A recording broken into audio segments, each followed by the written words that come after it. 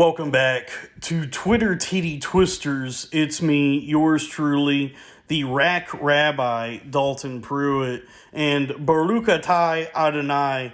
Today we're looking at Ilana Glazer with a pair of the dense dairy dispensers that can only be found on the Jew-S. That's right, Jew broads, as we all know, got huge yams, Jubes, and it's undeniable at this point. You know, call me a race scientist if you want. I don't care. The evidence is there. There's too much evidence to support this claim. We've seen countless examples. There's Kat Dennings, Scarlett Johansson, that one 17-year-old that Jerry Seinfeld dated that one time, Shoshana Lonstein. So many examples, more than I have time to name here. But you can't, it's irrefutable proof. You just can't deny the facts as they are presented to us. And I remember the first time I saw Ilana's Mossad Milkers on the TV. I remember when Broad City premiered and I saw her on TV. I said, I ain't even need to check the early life section on her Wikipedia to know that what I'm looking at right here is a pair of Hebrew nationals. In my life, I've met very few Jewish women who didn't have some Ashkenazi A-bombs strapped to their chest. I'm looking at these right here. These remind me so much of all the beautiful Jewish princesses I've known in my life who I can't even remember what their faces look like because they had such luscious Tel Avivs bouncing up and down on their chest. and it's not just that the titties is big. They're dense, heavy hangers. I mean, look at these.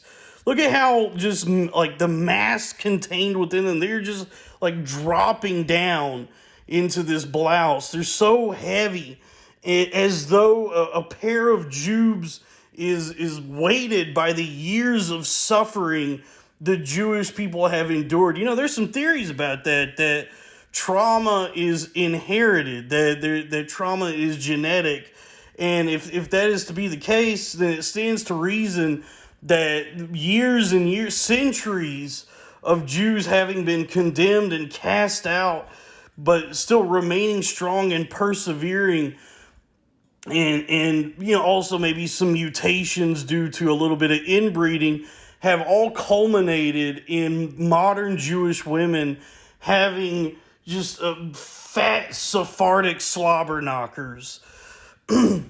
And scriptures suggest that this may be the case. As I look upon these, I'm reminded of two verses from scripture, Exodus 3:8, and I am come down to deliver them out of the hands of the Egyptians, and to bring them up out of that land unto a good land, and a large, unto a land flowing with milk and honey, unto the place of the Canaanites, and the Hittites, and the Amorites, and the Perizzites, I don't know how you say that, and the Hivites, and the Jebusites. That's Exodus 3:8.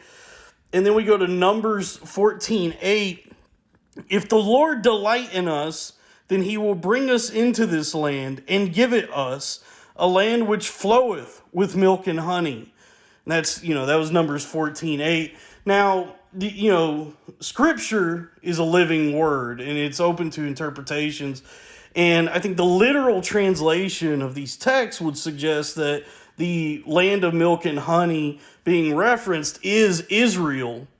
But the Jewish people, as we know throughout history, as with many people, but Jewish people are nomadic. They've been nomadic. They've been cast out and had to wander, and there's the diaspora. They're scattered. And, the question is the land of milk and honey this one specific place geographically on the earth? Or does the land of milk and honey, a land of riches and abundance, does that exist within the soul of each Jewish person? And I think as I gaze upon Ilana Glazer's Glazers, as I gaze upon the Glazers here, I think, one could make the argument that the land of milk and honey resides within, and it is made apparent by the big, fat, heavy tits that are hanging off of Ilana's chest right now. 10 out of 10 wood motorboat.